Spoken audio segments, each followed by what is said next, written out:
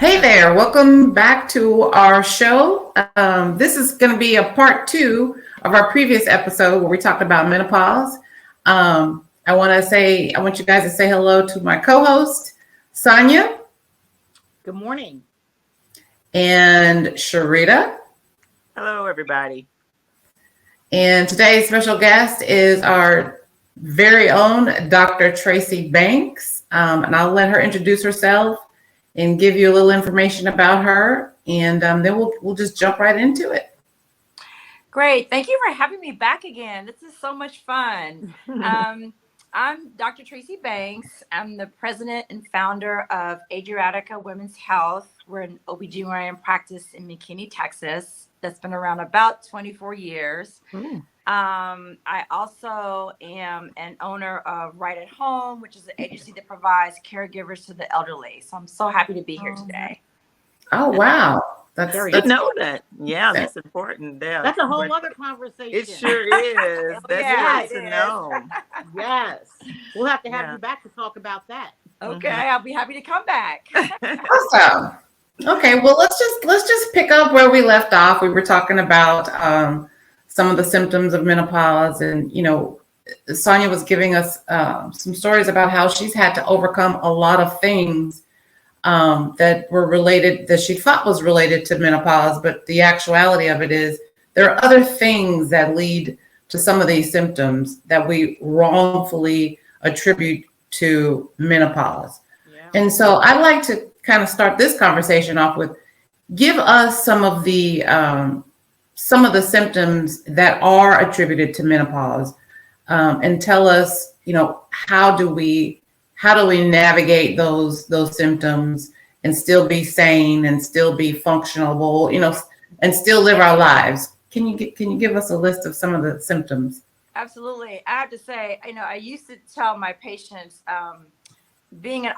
having a baby made me a better obstetrician, but going through menopause has made me a better gynecologist, because I used to be like, people would come to me like saying, I have palpitations, I have weight gain, it's due to menopause, like, it's just menopause. You're having hot flashes, like, it's just menopause, it's normal. It's a normal patches of life. That would be my little saying.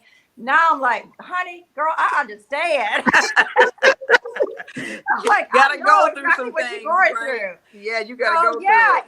Because really, they teach, there's some set things for menopause: hot flashes, night sweats, sleep disturbances, vaginal dryness. But there are other things, and palpitations is in that factor. I mean, there were several times when I was perimenopause. I remember driving, and I felt like I'm having a heart attack. Oh, wow. The doctor. And so $10,000 workup later, my heart's fine, and as soon as I got on hormones, I felt better. I felt like my normal self. So I have to say palpitations are one. I think weight gain, only to a certain extent. I think as your estrogen levels, your body does change. Your metabolism changes. Now, not everybody has this, but I think most people, our weight gets distribute different. I'm like, I got a tummy. My giant getting tummy. bigger. and I do feel that has something to do with the fact that now I'm menopausal. Like the way my body is shifting and weight is being more distributed to my tummy. So I had to take a hold of that. And there are some good weight things for women who are menopausal, because I think it's different than when you're premenopausal. Like the intermittent fastings have been shown to work well for menopausal women. The keto diets work well for menopausal women. And there's also a plant I like called Optavia, because it also has a maintenance component. It's more of a lifestyle change. So we do find when we go to menopause, our weight gets shifted in different ways. It's hard trouble maintaining our weight. We start gaining weight. We get a tummy. And so we got to take the bull by the horns and say, okay, what I've been doing up to this point, I can no longer do. I need to make some changes if I don't want to become overweight, or I don't want my body to look different than I'm normally used to. So that is something that I would totally agree happens because of menopause. And then there's some late changes. which is like osteoporosis. Your bones love estrogen. And then when you're born, you start building your bone mass. And then when you get to be about 30, it evens off. But as you go through menopause, you start losing bone density. And some people lose it very gradually. Some people lose it very rapidly, but it does happen after menopause. And so, women after menopause need to be screened for osteoporosis. And it's not just our Caucasian disease, it happens in our communities as well. So we have to be, we don't want to get hip fracture when we're 65 or 70. So looking out for osteoporosis is something that's very important. It's a late effect of menopause that might not see the effect to 10 years later when you break a hip. So you want to take control of that and screen for that now. Is there anything that we can be doing to help slow that down or help with Yes. So, tell your teenagers and your millennials that right now, as they're before 30, as they're increasing their bone density, they want to get as high as they can. So when they start to go down, they'll never cross that critical point. But for us, making sure we take our calcium, make sure we take adequate vitamin D. I check vitamin D on a regular basis, and I would say 85% of women are low in vitamin D, and vitamin D helps your body absorb calcium. And if you're not getting enough calcium, your body's gonna rob it from your bones. I mean, postmenopausal women should be getting at least 1,200 to 1,500 milligrams of calcium in their diet a day. Not saying you got to supplement with that, but eating calcium-rich foods, adds up to that number. To help with your, there are a lot of factors that play in osteoporosis. If you're thin, this is one avenue where if you're thin, it's a risk factor. So if you're never thin, had that problem. You're at higher risk for osteoporosis, or if you smoke, or you have thyroid disease, or if you have a family history. But you want to, you can take calcium, vitamin D. There are also certain types of bone builder supplements on the market. There's a step before you get to osteoporosis, which is osteopenia, which you can take bone builders, and sometimes that will help reverse the process. So, and there are medications to help with that as well. Okay. Can I just say that the heart palpitations, let me tell you, there is nothing that can get you through the ER faster than saying that you're having a heart attack. Heart attack. Yeah. Before I could even go back to my seat and start filling out my forms, they were calling my name to go to the back. And I really thought I was having a heart attack. And this happened to me twice. And so I think it's amazing, Dr. Tracey, that you have experienced these things personally, and you're able to relate to your patients in a way that a lot of doctors, especially maybe male doctors, are not. Because when I was both times I went to the ER, I went through the litany of tests, and then I was told that, sorry, lady, you're not having a heart attack. Your heart is fine. You're having a panic attack. And so that immediately, I'm like, oh, well, I've never panicked before. Like, I don't know what that feels like. So now I have convinced myself for years that I am a sufferer of panic attacks. And this is like sort of the information or the misinformation that we can get from medical professionals. They can convince you that you're critically depressed, clinically depressed, and you're suffering. You have chemical imbalance, and I've been told, panic attacks. I've been told all of these things, but I think that it's important, kind of, even for me, this has been so informative, like really dispelling the myths about what menopause is and what it's not. Yeah, and I think it's so important to really, as women, to connect to somebody like Dr. Tracey, who actually knows that a heart palpitation is not a panic attack.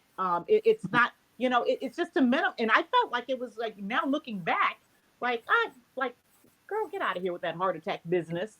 You're having a panic attack. Mm-hmm. So speak to that. Even if you can speak to what time do you, what are some of the things that you should look for in terms of, you might have been going to that OBGYN for 25 years, like myself, before I started to look for somebody that specializes in menopause. By the way, I have to keep looking because it's like shopping for, Yeah.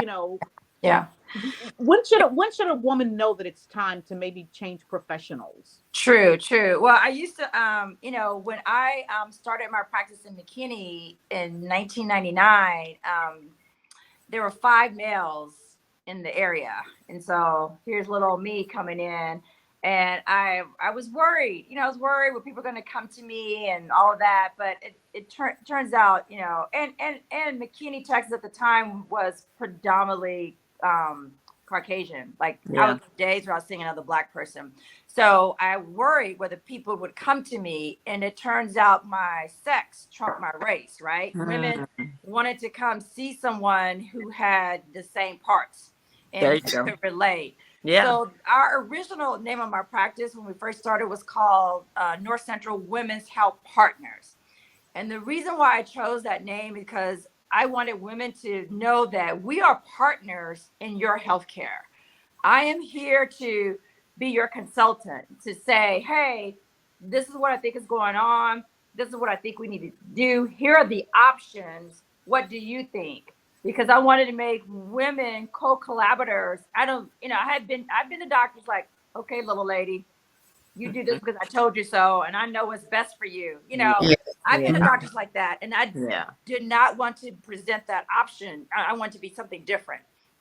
So we were called Women's Health Partners initially, but that's still our philosophy of our practice, is that we want to be your partner in your healthcare, but at the same time hold you accountable too, because some people, we will tell you need this, we'll tell you twice you need it, And they won't but do then it. it's on you, right? Right. They're like, well, you didn't We ain't doing call it. me a third time. I was like, well, Did you do what I I told only you to can do do the last so 2 much, times? right? Yeah, exactly. So, so we feel like we're co-collaborators, we're partners. So you want to see it, you want to, to be honest with you, we're caught in the middle, right? We have the constraints of the insurance company on us that are reimbursing us less and less and less and less, and that we have a high demand. I mean, I would love to spend 40 minutes with every patient and talk like we're doing today. I would love that, but I would not be able to pay my bills because the insurance is not going to pay me for more time. Right. And, so it's an art to be able to make patients feel like they're heard and listened to. But the same token, we got to see the number we do in order to pay the bills. So we're caught kind of in the between, and some people navigate that better than others. I mean, I really try to repeat what patients, you want a doctor who hears you, who's gonna, when you come to the room, they're gonna sit down, first of all. They're not gonna be standing up like, okay, because that means they're just trying to get out the walk into the door. Sit down. You want them to make eye contact, and some of us do it better than others. It's all about bedside manners or art. It's nothing they teach us in medical school. It's just, what you have. But you want to feel heard when you go see a doctor. I think that's the most important. If they're not listening to you, or if they're dismissing you, then maybe it's just not the right fit for you. Dr. Tracey, what would you consider your perfect patient? Like the person who came in and had everything, and you're like, oh my gosh, I can do this in 10 minutes because they have everything together, and I can answer and address everything and feel like everybody's happy. So if you look at talking about doctors or TikTok or whatever, there's some TikToks where like we go in, we do this complete history and physical, and we're wrapping things up, and the patient goes, oh yeah, and they bring out the list. So say everything at the beginning of the visit so we can address everything. Don't wait to the end. There you go. Bring up your concerns. Take some time before the visit and think about what you want to talk about. That way you can bring everything you want, and it won't be like, oh, I should have said this. Oh, I didn't say that. Take some time to think about the topics you want to bring and bring it up at the very beginning. They say, okay, well, what brings you here today? Well, okay, I have a couple of issues. Number one, this. Number two, this. that makes the visit go much better than to like, oh, at the end of the visit, we're about to leave. And then I'm like, oh, you wanted me to see? Okay, now go ahead and get undressed. I'll be right back. It just makes it go a little bit further. I would say that's the best thing you could do. Just come a little bit prepared. Dr. Google, I have a mixed feeling about Dr. Google. Dr. Google didn't go to medical school. And what about TikTok? What about Dr. TikTok? I know Dr. TikTok too. So nowadays with the millennials, and that's a whole nother ball of wax. But there's a lot of TikToks about how painful gynecological procedures are, right? But the stuff that some of the people are offering won't help that discomfort. It may be some discomfort for 20 seconds, but it'll go away. But the stuff they're offering doesn't really help. And I want to get on there and say, this doesn't help, but we got people asking for these things and these shots and stuff. Like, okay, I can give it to you, but it's not gonna make this procedure go any easier for you, so you just gotta be careful with anything. With social media, you have to be careful with anything, right? Just make sure you look at reputable sources and try to navigate opinion from what's medical. And there's several different ways to do things. There's several different ways to treat things. No way is perfect. No way is perfect for you. What works for you might not work for your friend. And so the problem I have with social media is that someone will come on there and say, this is great, it worked for me, or this, I hate Morenas. I had this and this and this, and now everybody hates Morenas. Well, it didn't work for that person, but that doesn't mean it's not going to work for somebody else. Right. It is like Cinderella and the glass slipper. And unfortunately with like hormones and birth control, it's trial and error. I wish I had a crystal ball, could tell you that this birth control is the perfect one for you, but I won't know it until you try it. We got to try it. And if it doesn't work, we pivot. We go to something else. It's not that big of a deal, Well, actually, so you bring up a really good point about the trial and error, because I've actually done hormone replacement therapy several times. And one of the times that I did it, I actually had the pellet. And my response to that was, okay, number one, the bleeding. And then number two, I broke out in acne so bad, it looked like I had a beard. Ooh. And so that brought on a whole new set of like sadness, depression. I was ashamed to go outside. I was just like, I withdrew. And so it was a complete opposite of what I had hoped versus my other two times that I had it. The other two times I had it like vibrant. I was energetic. I was ready to attack my husband in a good way. So there were these, I had good experiences, but that third time. So let me tell you about the pellets. Wow. So first of all, I'm questioning why you were even on them, because you have no menopausal symptoms. No. So that's the first question. But let me tell you. So pellets are just a delivery system for hormones, right? Like I said, you can take them orally, you can wear a patch, A ring. shot, you can put the pellets in your butt. The problem with pellets is that one, it is a cash business. So people are out there putting pellets in premenopausal women.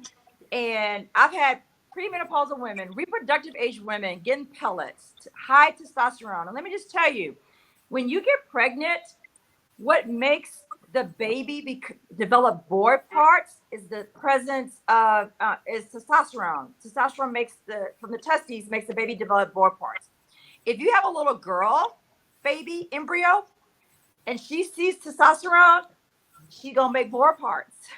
Wow. So we've had patients get pellets who are not postmenopausal, still having sex, and got pregnant with high testosterone levels. I'm like, I cannot tell you what you're having unless we do an amnio, because Wow. it looks like a little boy part, but I don't know chromosomally if it's a boy, because your testosterone levels are off the chain. So Wow. let's say that. But going back to the pellets, a lot of people put estrogen and testosterone as pellets, and then they make you take the progesterone orally or as a cream or something. Right. So the testosterone is the hormone of well-being. It's the male hormone. So you get the testosterone, you're like, I feel great. Oh my gosh, I have energy. My libido is up. this is awesome. This is so wonderful. You feel awesome. It's the hormone of well-being. You're gonna feel great. 3 months later, you get the second dose. Yes, I still feel good. I'm still doing great. 3 months later, or you'd be like, you get the third dose, like, I don't quite feel the way I did before. So they increase the dose. Let's increase your dose. You get a higher dose. And so what happens is your body makes receptors that binds it. So you have to keep going up on the dose and keep chasing that first high. That high. Keep chasing that first high. So a lot of people do well the first year, maybe the year and a half, but eventually they see the effects start wearing off, and then they increase the dose. The dose goes up. Then you start noticing the hair on the chin. I have one patient, she used to sing soprano. She goes, I cannot sing anymore. I'm not a soprano no more. My voice has changed. I got another lady you get clitoromegaly. The clitoris starts looking like a little penis down there. So there are side effects. You get secondary male characteristics. You get y'all heard it here today, people. Are male you pattern kidding baldness. That happens. So you have to be careful with testosterone. And then more importantly, there are studies to show that when women take testosterone in high levels, so men automatically have a higher risk of heart disease than women. When women start to take testosterone at higher levels, our risk for heart disease starts to equal that of a man. So, wow. So I'm not going to poo-poo testosterone. Do I give testosterone? Occasionally I do. Small amounts, not as pellets. Because one, you don't know how long that stuff. I've had people who that stuff stays in your system for a while. Like I'm still checking hormones and they're still off the chain 6 and 9 months later.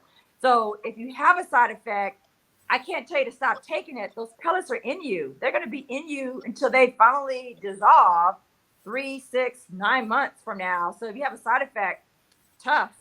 And then also, I don't like something that I can't. If you have a side effect, I can't stop it immediately. I don't. So you like can't take pellets out. They can't be removed. No, they go in there and they're all deep in your butt. No, they can't be removed. I didn't know so that. You're stuck with that side effect until they dissolve. And then there's some risks associated with it. So I'm not a big fan of pellets. That's my opinion. Somebody might feel differently, but that's my 2 cents. Wow. So that's so funny. A popular reality show about some female doctors. And it's interesting. They push these pellets even on their social media, but they've said on the show, as you stated, that it's cash, that it's cash only, and that's, oh my God, that is something also that we have to think about. Or it has to stay in your forefront.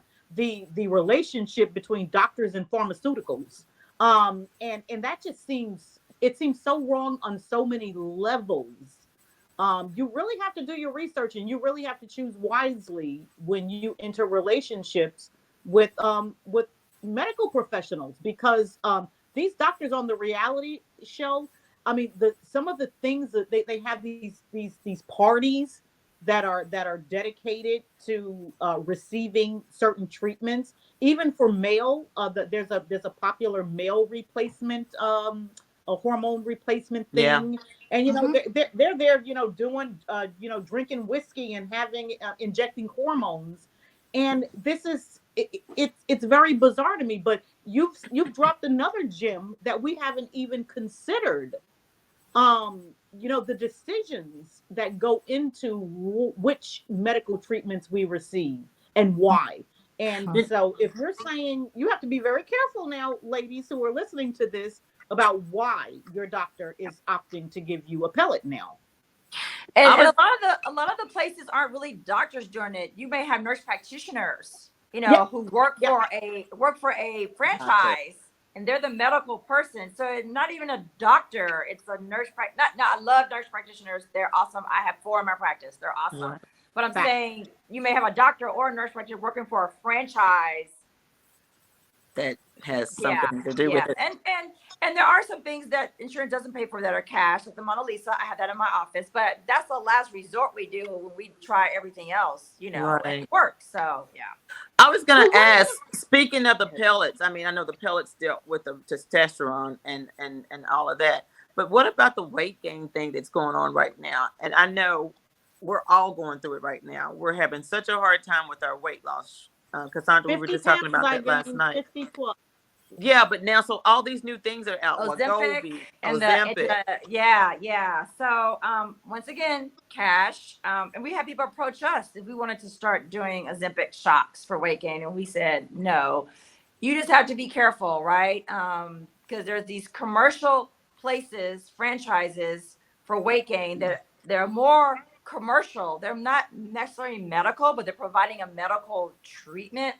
So you just have to be careful. I think I had a lot of patients that take those, they're getting those diabetes medication, Mounjaro, Ozempic, Yeah, they're getting Wegovy. them from their doctor, which is fine, you know, but just be careful when it's not your trusted provider, I would say. Got it. Got it. Makes sense. Because they do work. But I also worry about, you know, you could take it forever. Long term. You got Yeah. it. What's the Long term. maintenance? And that's the problem with a lot of fat. I mean, HCG was, Yeah. golly, what, 15 years ago? Everybody was getting HCG shots, and we can tell people were pregnant or not. Everybody's pregnancy test was positive. I don't know if you're pregnant. You're on HCG, you know. So, and it's a fad, and people lost a lot of weight, but they couldn't keep it off because once you stop doing the shots, the weight rebounds. So nothing beats lifestyle change. You know, Yeah. at the end of the day, it's harder, but Yeah, it is. Everybody think wants that's a the quick takeaway. fix. exactly. Yeah, I would love a quick fix too. You know, we all Yeah. do. But Yeah. yeah, I just wondered about the, safeness and Yeah. stability of that. Yeah, it's. I mean, I think it works pretty well. I think as long as you buy, like I said, you're going to your trusted provider who's doing it for you. I think it's a good option. Perfect. So now that the pellet is off the table for some of us, Yes. yeah, there are other supplements that you mentioned earlier. I take probably 8-10 supplements, and I don't really want to take more supplements. So what are my options besides a pellet and supplements? So you're taking a supplement for health, like a good Like vitamin D. I'm taking vitamin D, ashwanda, whatever it's called. Those kinds of supplements for energy, for hair growth and strength, and those kinds of supplements. So I think you just need to find a really, really, really good multivitamin. A good multivitamin will get you your vitamin D, will get you your biotin for your hair, calcium. Some of them will have the ashwagandha root in it. There's one I like called Phyto Multi, PH. How do you spell it? Phyto, PH. I can spell it out. PHYTOMULTI. It's put out by a supplement company called Metagenics. I think that's a really good multivitamin. What I would do is recommend when you look at the information that's in that vitamin, compare it to the supplements you're taking. Okay. And if most of your supplements are in that vitamin, you can start eliminating some of that stuff. Yes. I think women should take 3 things. Oh. A good multivitamin, fish oil, and a probiotic. Oh, yes. Okay. Like the hallmark, I think, of good health is a good multivitamin, fish oil, and probiotic. Cassandra, you got to put that in there. So that's awesome. I was going to ask that because, you start taking, I got vitamin D, I got B12, I got my, the one for my brain fog because I can't remember anything. I walk in the room and I'm standing there looking around because I forgot what I came in here for. So, fish oil is good. That's good for your brain. Yeah. Okay. So those 3, I think, will cover most of things. Now you may need, a little bit, depending on your particular situation, you may need 1 or 2 others, but those I would say is the foundation.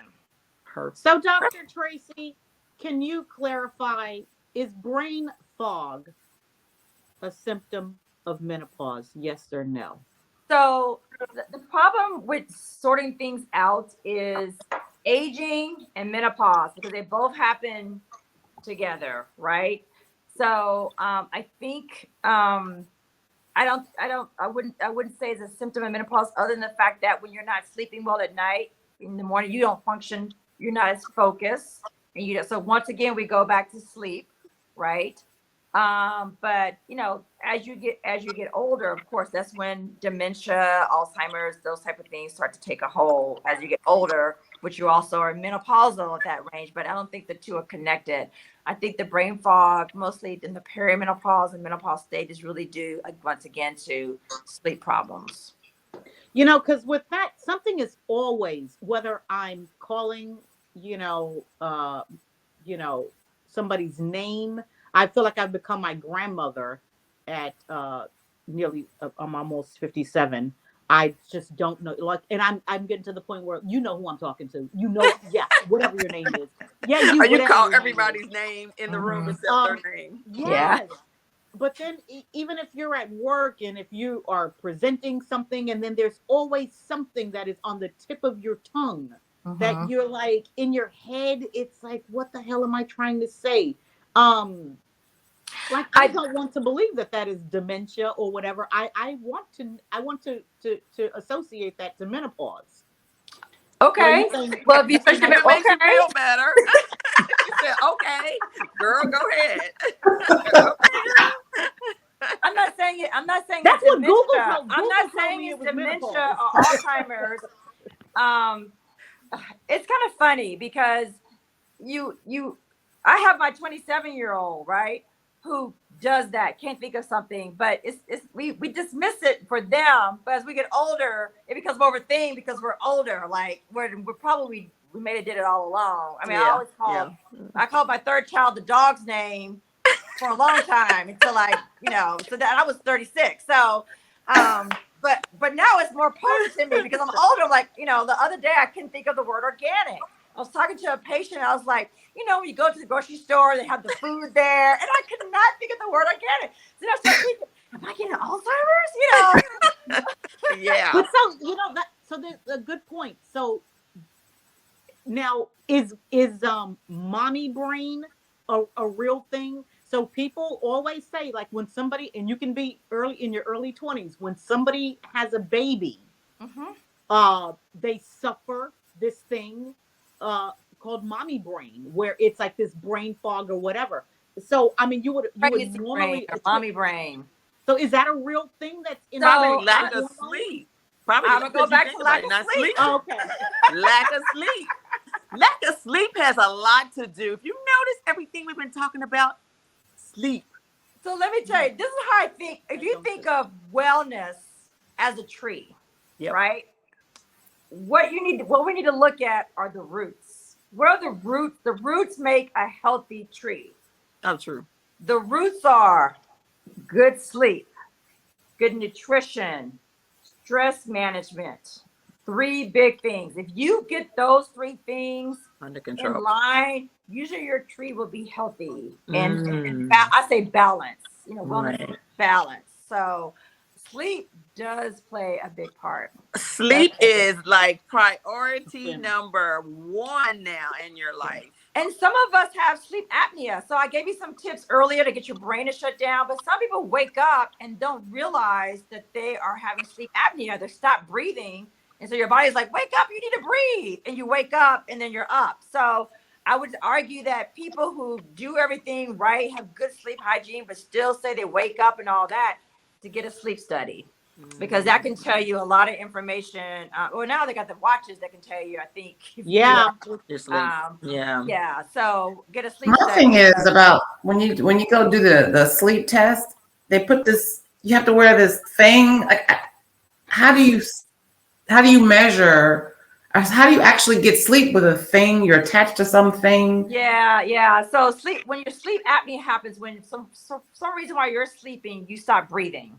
And so your body's like, wake up, take a breath, and you wake up. You're like, you might not wake up you might just wake up and just turn over and not even know it. That you're doing it. You don't. And so one of the treatments for that is the CPAP machine, which is that big mask on there that pumps air, positive pressure in your lungs to help prevent that. My mother has sleep apnea. She's like, I am not wearing that thing. No way. I can't see how I can sleep with it. I had to tell you now, 20 years later, she don't go nowhere without it. I mean, she's gotten used to it, and she sleeps. She realized she slept better. And I think now they have some non-invasive ones. I don't know. That's out of my lane.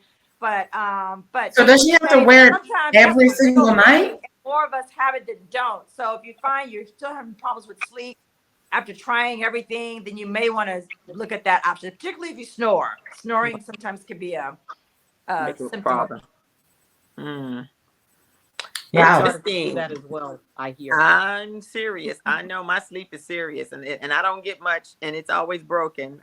It's a whole nother story over here, but I used to be able to sleep like 7 to 8 hours a night just before I met my husband. I mean, life was great. I love him to death, but he gets up every hour or two, and it's like, oh my gosh, I'm about to die over here. Would you just go in another room and sleep? I can't sleep like that. And then you know what? I've gotten used to it over 20 years.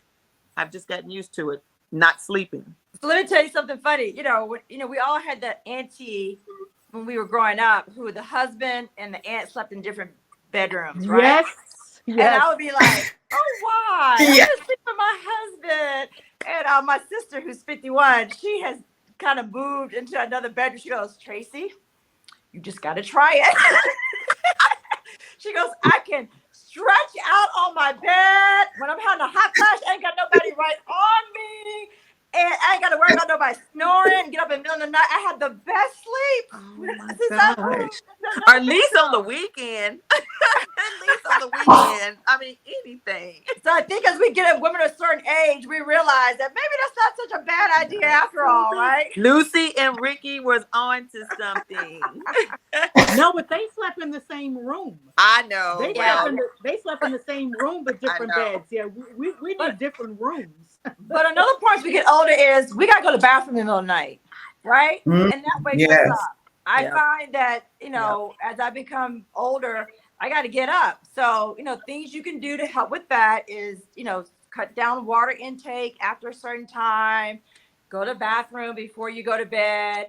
But sometimes that estrogen I talked about earlier for the vagina, it also helps the bladder because UTIs become more frequent as you get postmenopausal because the bladder loves estrogen too. And so that makes you more prone to urinary tract infections. And I think vaginal estrogen can also help maybe not getting up so much in the middle of the night too. Oh, that's a great idea because I think as we get older, it is a lot difficult with using the bathroom, holding it better is for lack of better word. Becomes a thing. They have pills to help for that too. So if you get up in the middle of the night, a lot of times to go to the bathroom, there are medications too that can help for that, which will help your sleep be better. So it trickles down back to sleep, right? Right. Yes. Right. Well, you mentioned earlier that palpitations is a symptom of menopause, which I didn't know. That's news to me. Are there any other like uncommon symptoms that we don't know could be a menopause symptom? We talk about hot flashes, night sweats, vaginal dryness, bladder symptoms. So pain with sex, of course, but that tends to come from the vaginal dryness, right? So sometimes sex becomes more painful as you get further out through menopause from the vaginal dryness. Talk about the palpitations, which is not really taught, but I say the first time I heard about palpitations in menopause was not from any medical resource, but it was from Oprah when she was going through menopause and she was talking about palpitations. And then I kind of like, okay, yeah, maybe. But then when I had them and I started taking estrogen, they went away, I became a believer. So I think there's more research that needs to be done in that area. What about cramps? I get leg cramps now, like nothing. I literally keep vials of pickle juice in my refrigerator because they're so bad that I have to. I heard that's really good. Oh God, yeah, immediately. Right, you're right. That is not something that's studied or known to happen with menopause, but I can attest to you. I agree. I get those leg cramps in the middle of the night, but so does my husband. He gets them too. So I don't know. It could be when you're pregnant, you can get those, and we tell them it can Yeah. be due to a lack of calcium or potassium. Right. And Potassium. that pickle juice has a lot of potassium, in it, Potassium. so that may be a Yeah. nutritional thing more than anything. But it's not something that's like studied Yeah, or known, but it's something I've recognized as well. Yeah. Okay. How much of that pickle juice do you drink, Sharita? Girl, until it stops. So So the whole jar? no, so actually, you can actually buy a company actually makes it. It comes in like Yeah, a little right. thing, and I keep a couple of those, but I just keep bottles of pickles, and sometimes if I mean I can go through an entire jar. I have just the pickles left because I'm drinking all the juice out of it. Wow. Well, Maybe a good multivitamin might help you with your potassium. And Okay, Oh, there you go. I fix that. Mhm. perfect. Yeah, yeah. You know, I notice when I get cramps, it's usually after a night of cocktails, Mm. and I don't understand the connection. Maybe 'Cause that's- dehydrated, dehydration too, right? Yeah, right. If you don't drink a lot of water, your muscles spasm. So I don't know. Yeah, because that's the only time I get cramps, Oh. Mm-hmm. and I don't always get cramps when I drink, but it's just anytime I do get cramps, it's after After cocktail. you drink, yeah. Yeah. I haven't heard of that before. Well, cool. Well, we definitely have learned a lot more information today. That is very informative. And the heart palpitation, thank goodness, is probably the only thing that's not on my checklist. Everything else, I'm doing. Yeah. Still doing. Mm-hmm. Yeah. And I think it's important that we have a lot of takeaways. I mean, we have things that we can, concrete things that we can do moving forward to help us in these areas. You hit on a lot of things with lifestyle, Yeah. supplements, absolutely. And if you're somebody like me, you don't want to take 20 different pills. It's hard for me to commit to taking one thing every single day. Mm-hmm. But knowing that these things are really key to your ongoing success with this battle, I mean, you have to really, go for it. Go take that one multivitamin instead of taking, 15 different supplements. For me, that is a key takeaway. That's something I'm going to commit to doing. Certainly, diet, exercise, meditation. We've talked about all of these things that we can do to improve our experience. Mm-hmm. I think the number one takeaway for me is sleep. Mm-hmm. Gotta work on that. Yeah. I gotta work, like I have to work on my sleep hygiene. Mm-hmm. And I never really, because I sit in the bed, I prop my pillows up. Yep. All right, we're gonna do a good old episode of Instagram. And before you know it, it's like 2 a.m. and I'm like, oh, I gotta get up. I have to do a presentation. Let me just finish it up real quick. Too many things. Mm-hmm.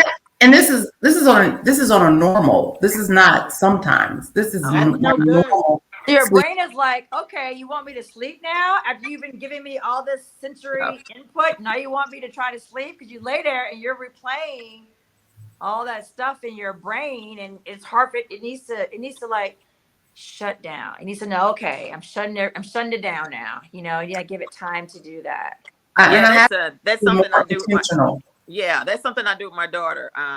She has a hard time sleeping, and hour before I do it with her, and I go in. I'm like, okay, give me the iPad. It's wind down time, and I do it with her every night, and I don't do it with myself. Self-care. In there. Own oxygen mask on first, right? Yep, exactly. Yep. I don't do it myself, but we have to do it with her, or she's wired. So I should know that. So I have to have my own wind down time.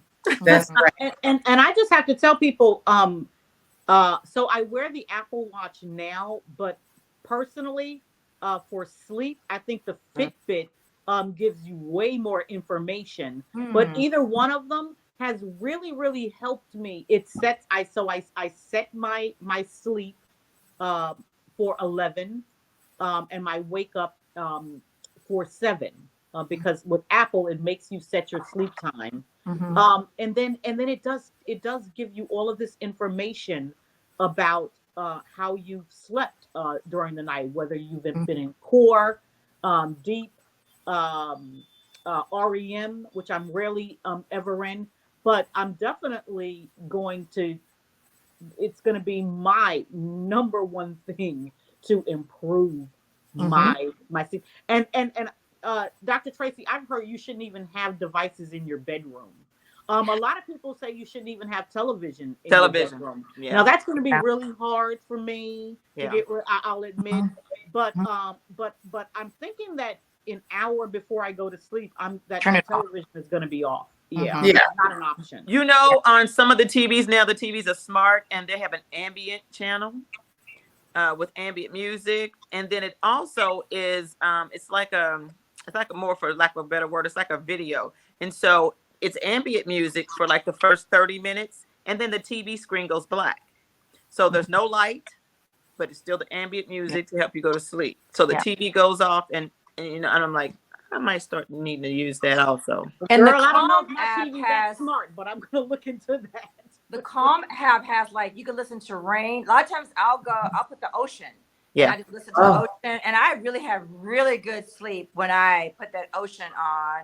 And like I said in the earlier episode, is that they also have like sleepy stories. Like you just start listening to the story, and with the music and the way they tell the story, usually you're asleep before they even finish the story. So they have those things to help you sleep too. Where is that? I've never heard of that. Is it an app? It's an app.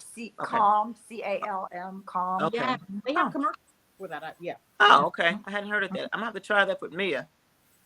Yeah, it works really well. My husband had a hard time falling asleep, and he'd be like, "Put that thing on." And we put it on, and he could sleep before. And but you know, ask yourself, do you dream? If you find that you're not dreaming, you're probably not getting down to REM sleep enough. You know, if you're not dreaming, because dreaming is also your brain kind of processing everything and getting everything aligned. If you're not dreaming, your brain is not able to do that. So you have to be down in that deep sleep to dream. Yes. Well, thank you so much. This has been so helpful and informative and interesting and enlightening. I think we've learned so much, and we're very happy that you were here to give us your expertise because, you know, I always attribute everything to menopause. And now, you know, the reality is we need to dig deeper and understand what's happening, and then do nothing but self-care in order to be able to help others. And so I think that's something that we overlook so much. Yeah. And I'm so glad that you brought that up, and I'm glad that you kind of showed us the right way to start approaching these symptoms that we have. And I think this was great. And we hope to one day have you back and maybe talk about some other things. I mean, this is fun talking to a doctor like she's our girlfriend. I know, right? How many times do you have that opportunity? You know, it makes a big difference. Great. Well, So pleasure being here. All right. Well, thank you, everybody. And thank you for joining us, and enjoy your day. And don't forget to subscribe, like, comment, and share, because we want to get the word out. The sharing is caring. All right. It is. Thanks.